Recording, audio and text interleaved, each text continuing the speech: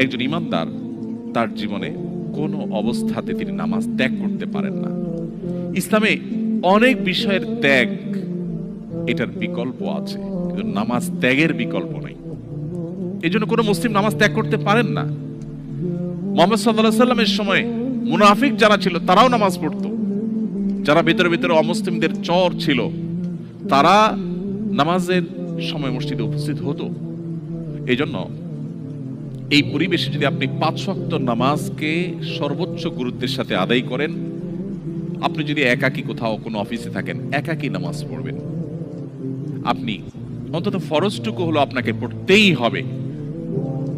আপনার লাঞ্চের ব্রেকের সময় আপনি ওয়াশরুমে যাওয়ার যে সময়টা পাবেন সেই সময়টা থেকে সেভ করে আপনাকে নামাজ পড়তে হবে, যে কোনো মূল্যে পড়তে হবে।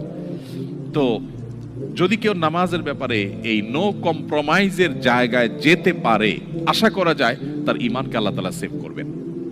কারণ অন্যায় অশ্লীলতা থেকে সে বাঁচতে পারবে, এই নামাজ তাকে প্রতিহত করবে তার সমস্ত বাধাগুলোকে।